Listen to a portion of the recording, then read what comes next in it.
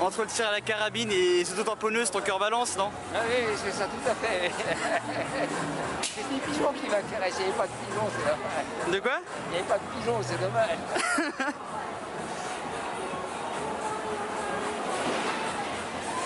La fête foraine, vous aimez bien les fêtes foraines quand tu étais Ah oui, plus jeune, tu étais souvent à la fête foraine? Oui, parce que quand j'ai habité Troyes, je suis né à côté de Troyes, donc il y avait ce qu'on appelait les fêtes, les foires de mars. Et là, je dépensais des sommes d'argent pharaoniques, j'avais 12-13 ans, c'est sur les fêtes foraines. Pourquoi que j'avais des billets d'entrée gratuits sur les auto-tamponneuses, parce que j'avais un camarade de lycée, sa maman était commerçant, j'avais des... Et mon record, je me rappelle, j'ai dû faire 52 ou 56 tours d'auto-tamponneuse à la file. Et il n'y a pas si longtemps, j'en ai encore fait. Il y a peut-être une quinzaine d'années, j'ai encore fait de l'auto-tamponneuse. Ah oui, j'adore l'auto-tamponneuse. Qu'est-ce que de mon idiot, bien sûr. C'est-à-dire que le gros problème chez moi, c'est que je ne me rends pas compte du tout de l'âge que j'ai. Et c'est que je me rends compte, peut-être parce que j'ai pas eu d'enfants, et pourtant j'enseignais, j'ai eu des enfants, mais quand on a des enfants et petits-enfants, on a donc des points de repère. Tiens, comme toi, quand tu fais un film, tu prends des points de repère pour avoir des paramètres, sur quoi tu vas t'appuyer pour telle chose. Ben moi c'est pareil, je me rends pas compte de l'âge que j'ai. Et pour ça que je suis resté jeune, je ne veux pas me prendre au sérieux.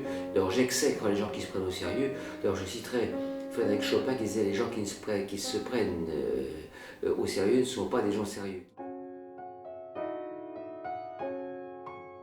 Je crois que des gens qui ont apporté, je pense particulièrement à des acteurs, à des comédiens, qui ont apporté des grands moments dans la vie des gens. C'est ce que voulait ce qu'a dit Louis de Funès par exemple. C'est quelque chose d'extraordinaire parce qu'on en a besoin. Si on passe sa vie à gémir surtout, ça vient ce que j'appelle l'épidémie de plénite aiguë, c'est pas enseigné en médecine, ça ne se soigne pas, mais c'est bien dommage, quoi, alors qu'il y a tellement de belles choses à regarder, à faire, à voir, et c'est là qu'on est en résonance avec l'intelligence humaine dont je parlais tout à l'heure. Alors comment t'en es venu à faire de la musique ou à t'intéresser à la musique? Je ne vais pas dire par hasard, parce que le hasard pour moi n'existe pas. C'est que ce que je racontais à Clara hier, c'est quand j'habitais Reims avec mes parents, notre propriétaire au rez-de-chaussée était professeur de piano, ce qui fait donc que j'entendais du piano toute la journée. Donc, quand je venais ici, il y avait un piano, déjà, c'est de ma grand-mère, et je passais du temps au piano, j'avais 6-7 ans, quand je n'aimais pas tellement le piano. Donc j'ai commencé le piano comme ça, sans un grand amour, mais je l'apprenais, disons, sans difficulté particulière. Je préférais l'orchestre, j'écoutais des disques d'orchestre, j'ai dessinais des instruments de musique.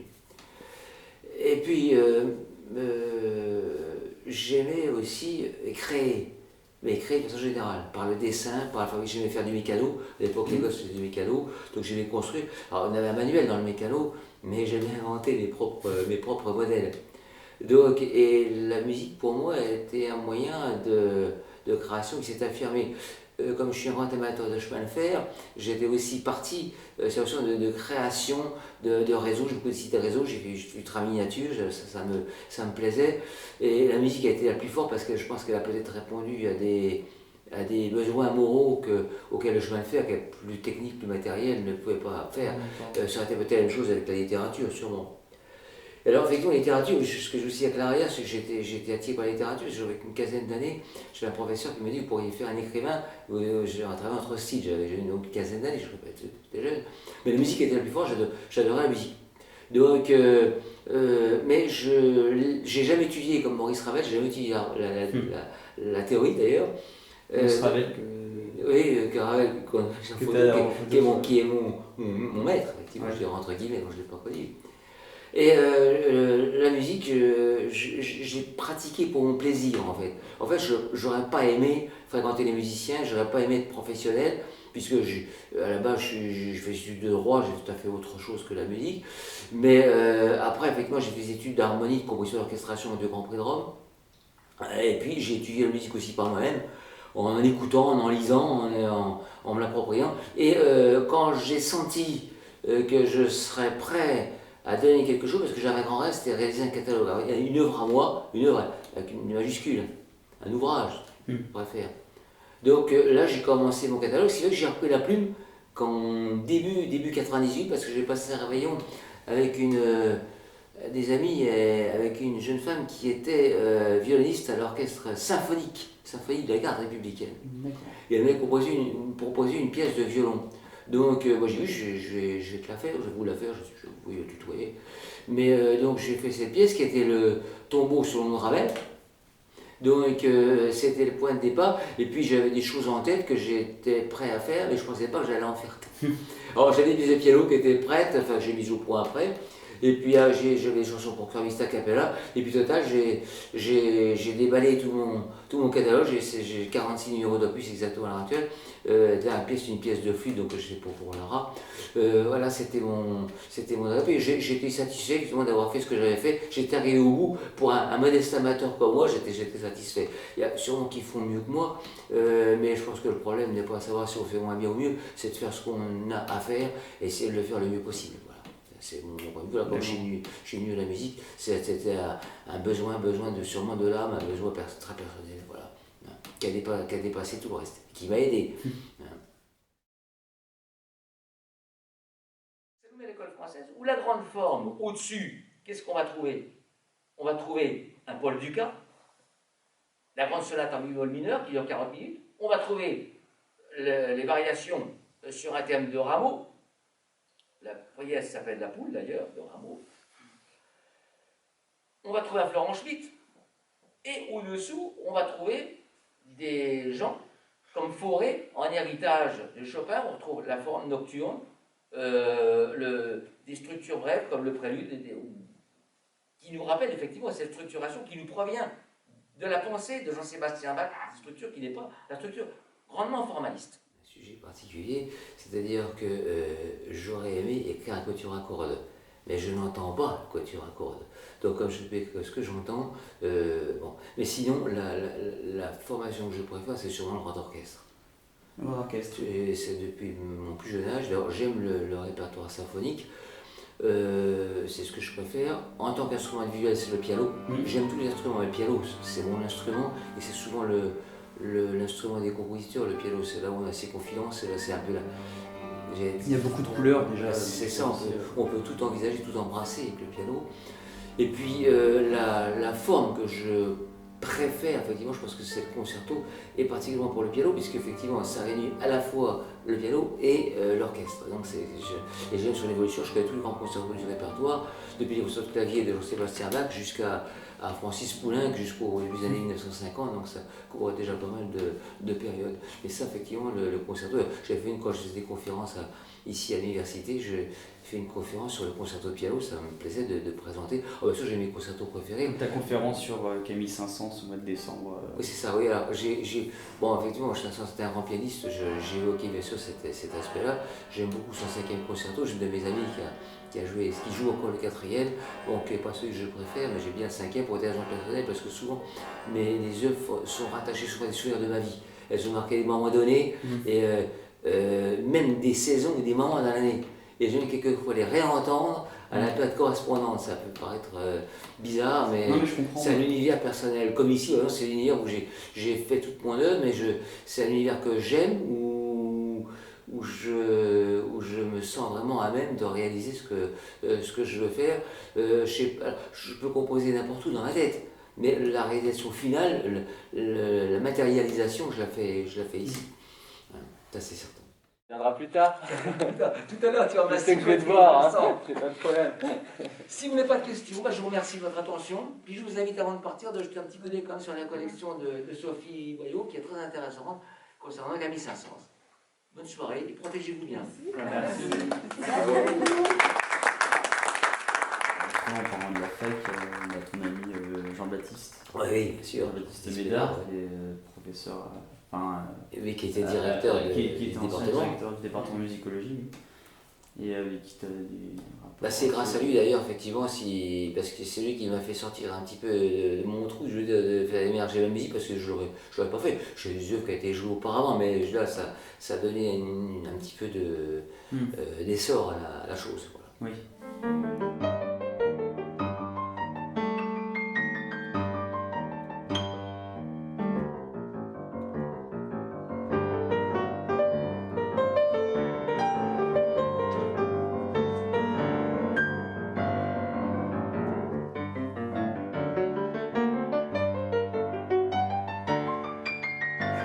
On a commencé à travailler ensemble en 2013, on est allé au Feu Journée de Nantes, en plus c'était sur la journée de la musique française.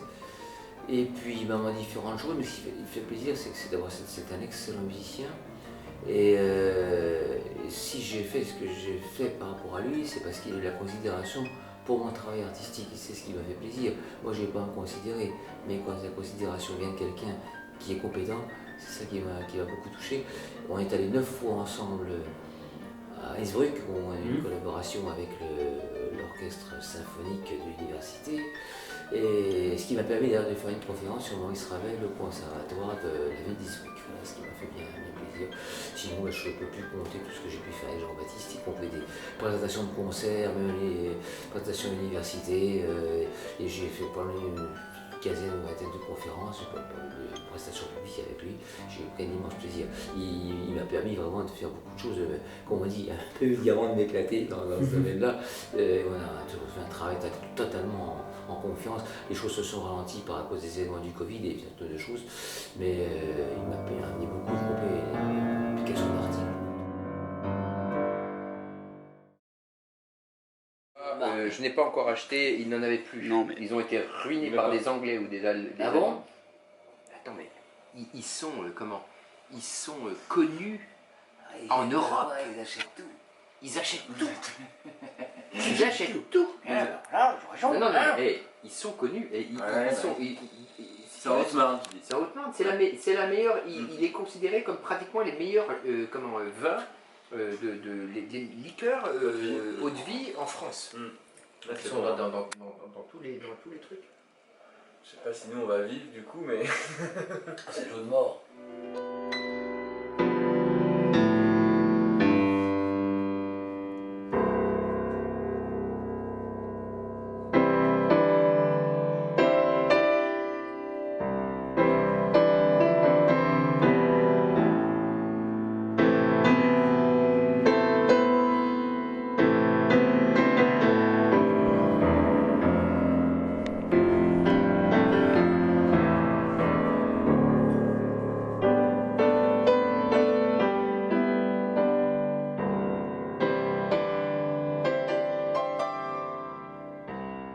L'électricité autrefois.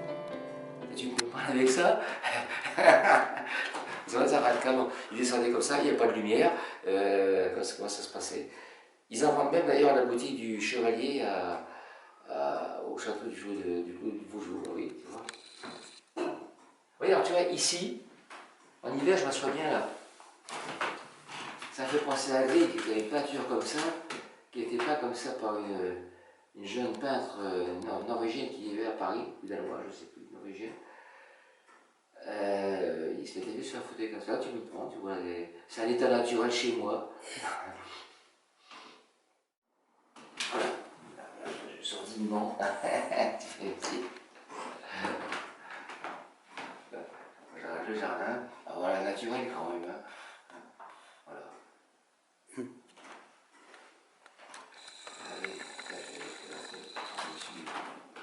En plus, j'ai toujours quelque chose à regarder.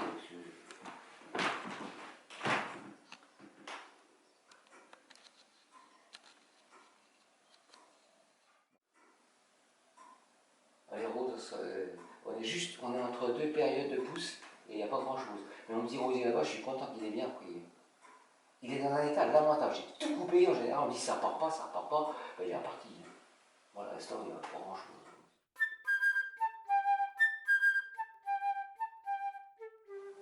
Et là toutes les roses, là j'ai plus grand chose qu'un autre, ça part aussi. Ah tiens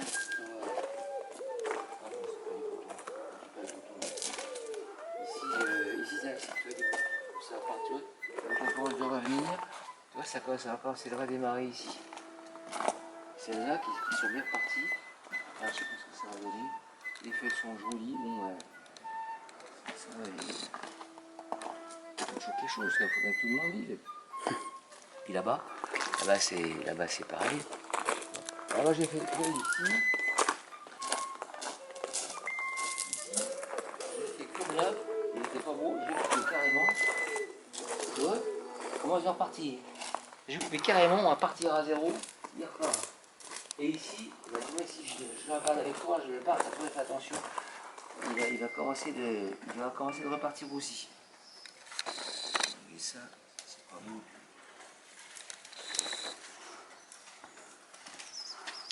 Là, on entend les pigeons, tu vois, si tu peux filmer les pigeons, ça fera un témoignage. Tu entends que tu as une pile.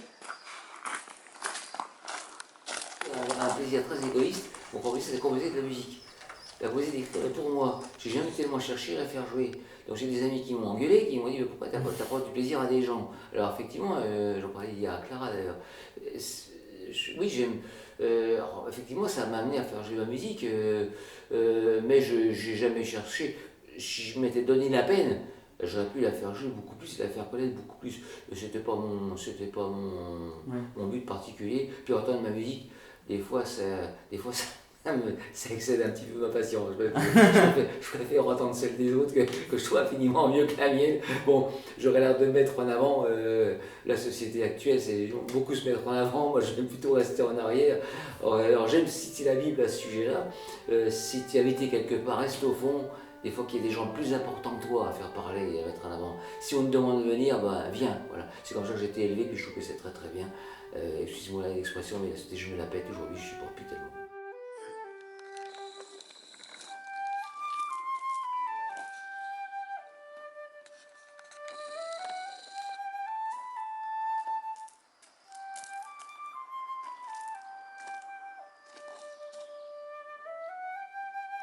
Alors effectivement, j'ai composé par exemple un instrument, j'aime bien utiliser des instruments dits monadiques, Oui. Comme la flûte ou le violon, et essayer, je ne suis pas le premier, mais en tirer quelque chose en propre sans avoir besoin, par le son, d'avoir un instrument harmonique qui soutienne derrière.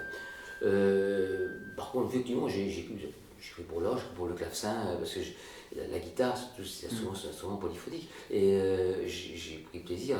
Les gens ne sont peut-être pas toujours acclimatés à cet esprit. Moi, j'aime cet instrument. Le clavecin, on y revient. Le clavecin. L'orgue, bon, je ne le connaissais pas très bien. J'avoue que c'est une aventure pour moi. C'est une composition d'une pièce dans il y a un extrait d'Offrande qui était composé pour un de mes amis. Voilà, ça m'a beaucoup intéressé. Il y a juste la registration, j'ai demandé à ses amis organisent l'affaire parce que pour retrouver ce qu'il fallait au niveau des jeux, parce que c'est toute une science là, la registration de l'orgue.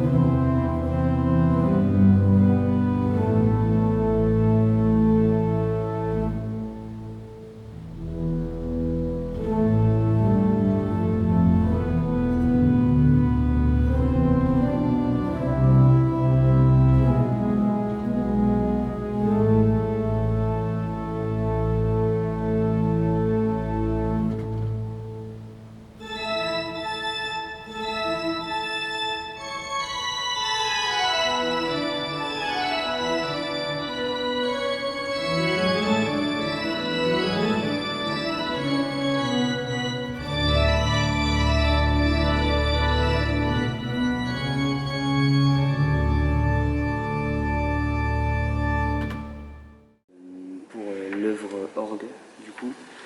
Est-ce qu'il y a la dimension très chrétienne dedans? Quand tu veux composer pour orgue, est-ce que c'est plus l'instrument?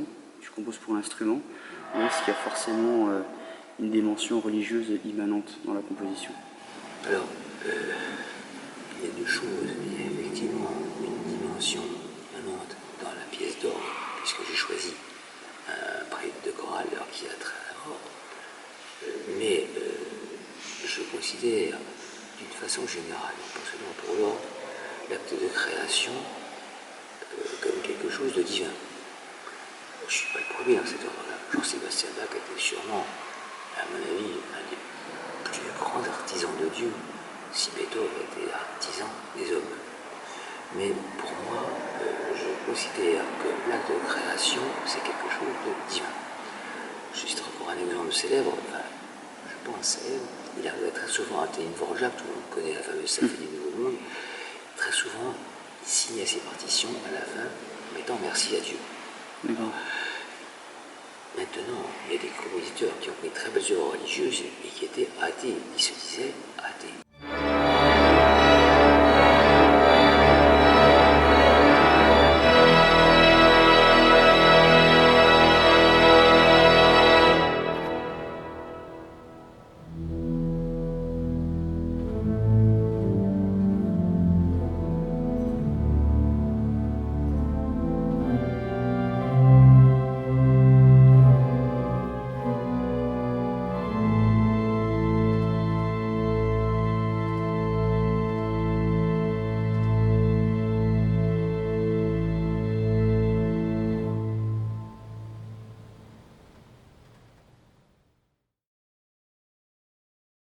Et je crois que t'aimes bien composer, t'aimes bien la guitare électrique.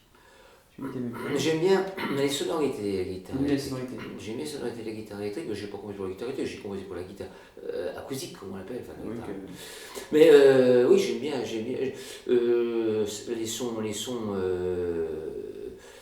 ces sons me plaisent. Par contre, j'aime beaucoup moins les sons numériques, j'aime pas. J'aime pas les pianos numériques, j'aime pas. Synthé par exemple, t'aimes pas trop les nappes de son comme ça? Non, j'aime pas. J'aime bien, en fait, j'aime bien les sons naturels. J'aime bien les sons naturels, à la limite, un joli son, même si on tape sur un morceau de bois, ça va être un son naturel. On va taper sur une peau, comme avec un tambour. Sur des poubelles comme une timbale. Ben voilà, on aura un son. Bon, il est peut-être indéterminé sur le plan d'échelle de la hauteur musicale, mais j'aime bien voilà. Mais ce qui est trop fabriqué, trop travaillé avec les moyens techniques, les moyens technologiques, ça me fait froid dans le dos. J'aime pas tellement. Je trouve pour moi, ça fait, pour reprendre un terme de Maurice Ravel, ça fait un peu visite de laboratoire.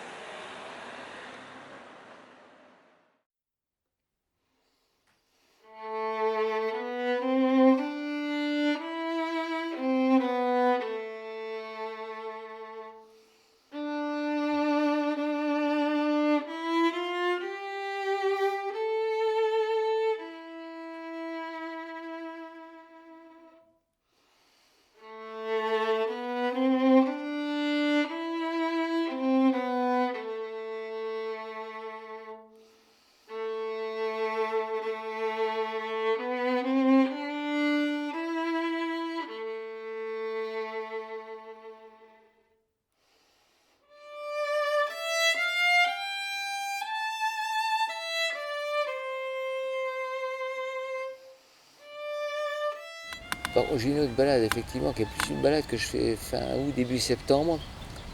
Ce sont les carrières Baquin. J'aime bien les faire. Ben, c'est plus loin. C'est pas la même chose. Je me sens mieux ici. Ici, là, je suis dans Dijon. Je suis pas loin de chez moi. Je me sens bien. Puis je pense que je suis pas le seul, parce que des fois il y a un peu trop de monde à mon goût, mais voilà, c'est assez varié. Avec Jean-Baptiste, on est venu pour des spectacles aussi là-bas, dans le bâtiment qui est là-bas. Mais j'en connais que pour les botanistes ou les gens qui s'intéressent à ça, il y a vraiment à faire. Alors on a vraiment de la chance. On a vraiment une chance inouïe d'avoir tout ça. Ça t'inspire musicalement de venir ici Euh, Pas vraiment, parce que je suis un peu incapable souvent de dire d'où vient l'inspiration. Mais je pense des fois aux compositeurs qui, eux, ont été inspirés plus peut-être que moi par ce type d'environnement. Je pense notamment à Federico Mompou à Barcelone, quand on le voit dans les jardins de Barcelone se promener. Oui, un petit peu, oui, un petit peu. Bah, c'est certain que ça inspire plus que de voir un bloc de béton. Hein. C'est ça.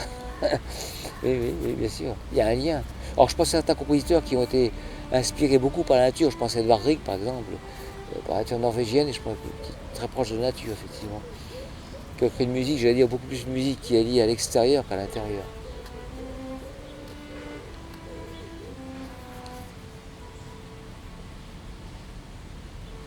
Puis on écoute le calme. Pour un musicien, c'est important.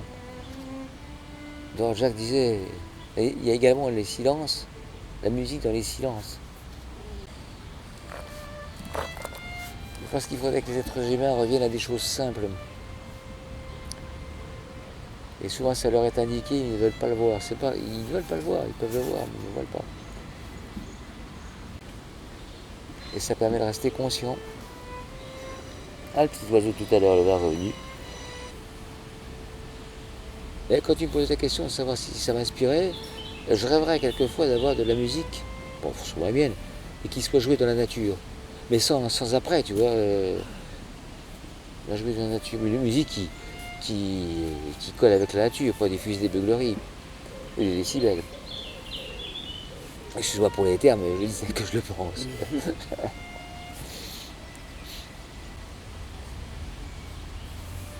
Je pense que cet arbre-là, il est joli, il est pas comme ça.